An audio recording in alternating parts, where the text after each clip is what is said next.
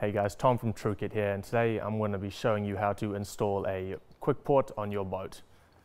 So to start it off, the glue we're going to be using today will be Bostik Unigrip and the Bostik Desmadeur, and for a solvent we'll be using Bostik number 4. You can find a similar 2-pot glue at your local hardware store. Just make sure it is for PVC fabric. For the tools today, we're going to be using a heat gun, a roller, and any sort of flathead scraper tool, and we're going to be needing a ruler, either a pencil or a disappearing pen, with tape, mixing cup with mixing stick, and a paintbrush.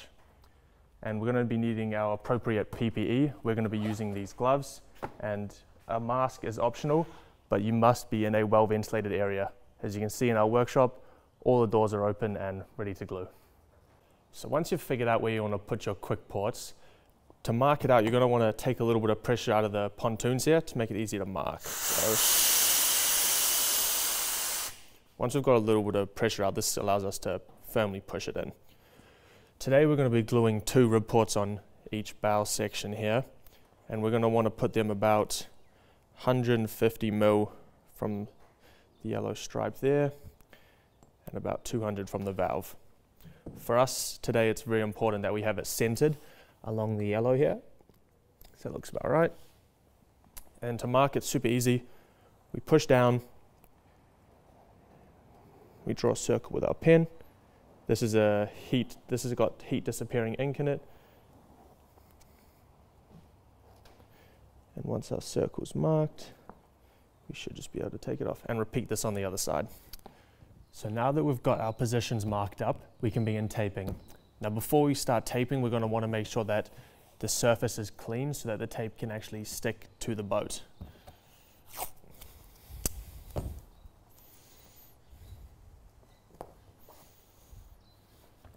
When taping, you're going to want to make sure that you are taping just on the line. You don't want to go in, otherwise you're not going to have enough glue, and you don't want to go out because you'll have too much glue residue left over. Taping and marking is probably one of the most important parts of the process. If you can do it correctly, higher chance that the rest of the process will flow smoothly. Now that we've got both locations taped up, it's the perfect time to check if we marked correctly before.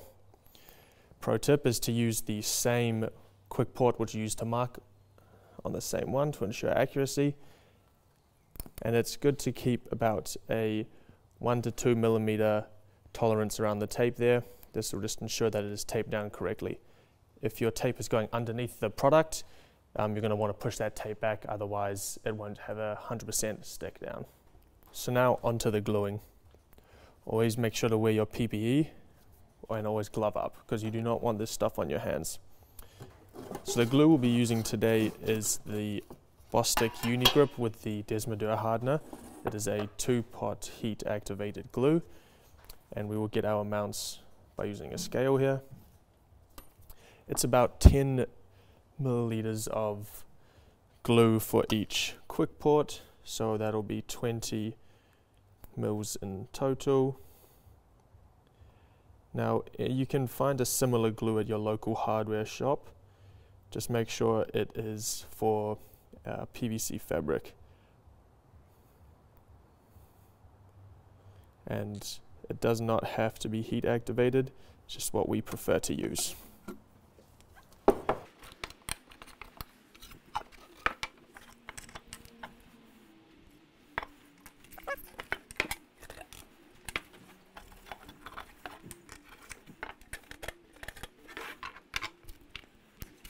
So for the mixing, we tend to do about at least 1 minute of mixing for every 10 mils we have. So I've got about 20 mils in here, so I'll mix for at least 2 minutes. You really want to make sure that your hardener and glue have proper time to be mixed together.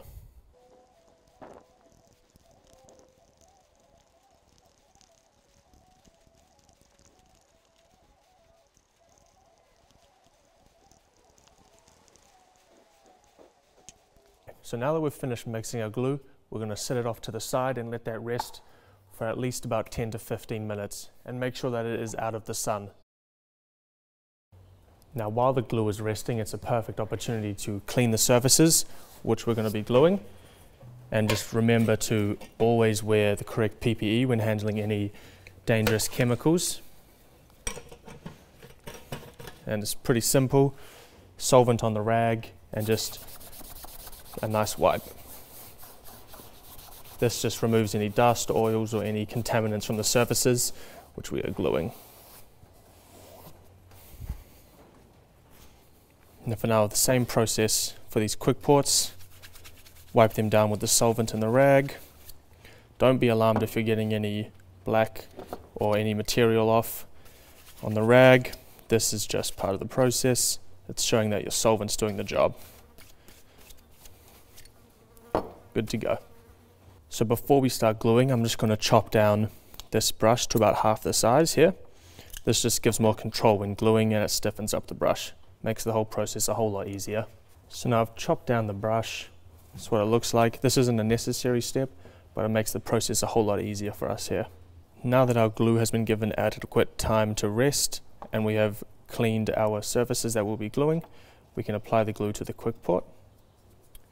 How I like to do this is to get a decent amount of glue on the brush, onto the QuikPort, and just distribute it. You can repeat this as many times as necessary to get a nice, consistent layer of glue. It is also important that we do not get any glue on the top of the QuikPort. You want to do this process reasonably quickly so that it doesn't give the glue enough time to set. And that means it'll just self-level to a nice, consistent thickness. This will change, this can change depending on the type of glue you are using, but in most cases it should apply. Just like that. Repeat this for your other QuikPort. So we can begin gluing the boat now. Same process as the QuikPorts. I like to get a lot on the brush and try and do it as much as I can with that one brush. A nice even layer, making sure to go in the corners. It's important to have your tape all the way down, otherwise you could end up having the glue go underneath, and you do not want that. It'll look ugly. Same thing for the other side. Once you've finished, you should have something that looks like this on your boat. A nice even layer over the desired area, making sure to stay inside your tape line. And please note that you should never do this in direct sunlight. And this is how the QuikPorts look. A nice even coat over both. Pro tip is just to keep your cup around and don't throw it away, so that when you want to check up on your QuikPorts, you can refer back to your cup just to see how strong your glue is set. Just shows how good the bond is. So now that we've glued up the QuikPorts in the boat, we're going to let it rest for 10 to 15 minutes. We do this because we are using a heat-activated glue. Please refer to the instructions on the glue you're using at home if you're not using a similar glue. And yeah, let it rest, don't touch it, keep it clean. Once the glue has had time to tack off, you should be able to touch it. You can take off the tape. It's easiest to do this with a one quick motion. This avoids any of the tape peeling the glue with it.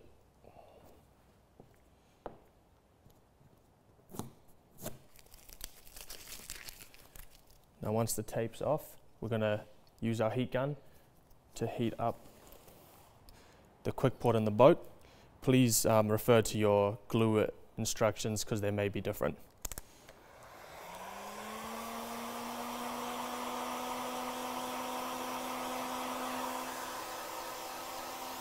If you are using heat activated glue, it's very important you do not overheat it.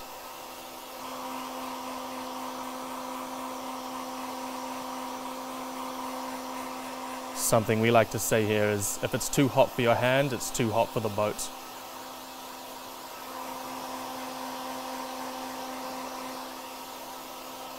That's enough. Now, important to make sure that your locking slider is facing inwards. On it goes. And then put some weight on it for a few seconds. And this is when I like to use a little poker to really get these edges in.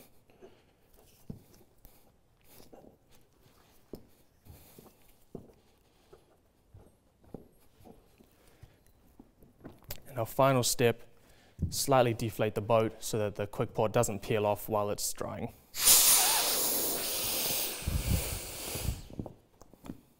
So now that we've glued on our QuikPorts, we're going to want to let that sit just how it is for about 48 hours. And we're going to want to make sure that it doesn't come in contact with any direct sunlight, as this could compromise the glue bond. So this is a couple of days later. This is how the QuikPorts are looking. And because we had left that extra little bit of tape around the edge there, you can see that none of the edges are peeling up. And I think that looks pretty good. So that is how we install these Railblaza QuikPorts on our boats. If you're after any more information or have any other questions, feel free to give us a call or visit our website, link down below. And hopefully this video was helpful. Cheers.